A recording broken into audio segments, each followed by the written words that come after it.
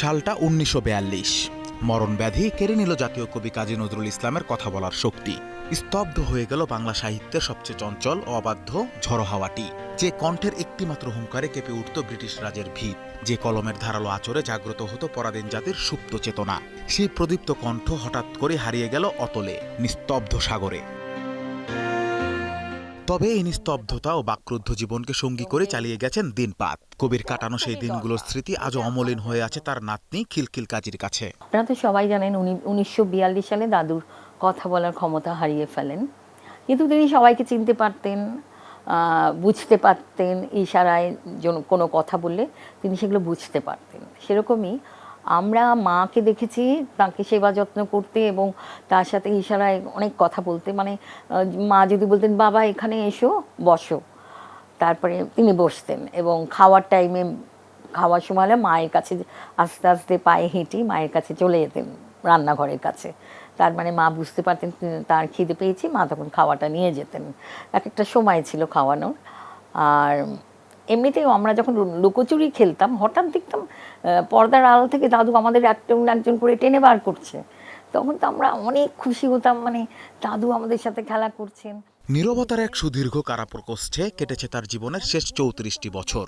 তিনি বেঁচে ছিলেন, কিন্তু তার ভেতরের সেই দ্রোহের আগুন, সেই প্রেমের জোয়ার যেন এক অদৃশ্য পাথরের নিচে চাপা পড়ে গুমড়ে মরছিল।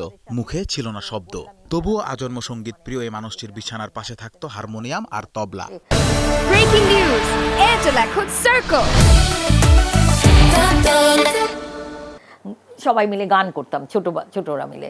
তা দাদু সেটা অপলক দৃষ্টিতে তাকিয়ে থাকতেন এবং বোঝার চেষ্টা করতেন, এবং যখন একটু একটু বুঝতে পারতেন যে এটা তার গানই গাওয়া হচ্ছে তিনি খুব হাসতেন।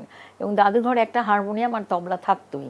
মানে ভক্তদের মধ্যে কেউ যদি গান গাইতে পারতেন তারা এসে গান শোনাতেন তাকে, এবং বিভিন্ন শিল্পী, গুণী শিল্পীরাও প্রায় দাদুকে দেখতে চলে আসতেন, তারাও তার সামনে গান পরিবেশন করতেন।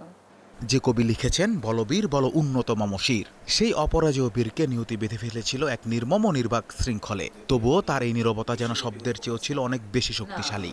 বিশ্বব্যাপী ফোকাস করার অন্য কারণ আছে। স্মৃতিকাতরতার পাশাপাশি কবির নাতনির মুখে ফুটে উঠেছে আক্ষেপও। শুধু কবির জন্মদিন ও মৃত্যুদিনই তাকে বিশদভাবে স্মরণ করা হয়, যা যথেষ্ট নয় বলে মনে করেন খিলখিল কাজী। এমনকি জাতীয় জাদুঘর থেকে সরিয়ে ফেলা হয়েছে নজরুল কর্নার, যা ব্যাপক ব্যথিত করেছে তাকে। কিন্তু পরবর্তীতে আমি জাদুঘরে দাদুর কিছুই পাইনি। মানে আমি যখন দেখেছিলাম দাদুর কিছু খাতা, অনেক কিছু ব্যবহৃত জিনিস দেখতে পেয়েছিলাম, কিন্তু এখন জাদুঘরে সেটা নেই। এটা কিন্তু আমি সরকারের দৃষ্টি আকর্ষণ করছি, কারণ তিনি আমাদের জাতীয় কবি। তার এই যে ব্যবহৃত জিনিসগুলো অত্যন্ত মূল্যবান, মূল্যবান বলতে আমাদের প্রাণের মূল্যবান জিনিস সেগুলো ছিল, কিন্তু পরবর্তীতে আমি সেগুলো দেখতে পাইনি। এবং তাদেরকে আমি জানিয়েও ছিলাম এই ব্যাপারটি যে কোথায় গেল জিনিসগুলো। পরিশেষে অনাগত প্রজন্ম ও বিশ্বব্যাপী বিদ্রোহী কবিকে ছড়িয়ে দিতে সরকারের পক্ষ থেকে যথাযথ পদক্ষেপ গ্রহণের আহ্বান জানিয়েছেন কবির পরমাদরের এই পৌত্রী। নজরুল ইনস্টিটিউটের যে জাদুঘর আছে সেখানে রাখার আনাস ইমরান, স্টার এন্টারটেইনমেন্ট। সেটা অত্যন্ত ভালো কাজ হবে।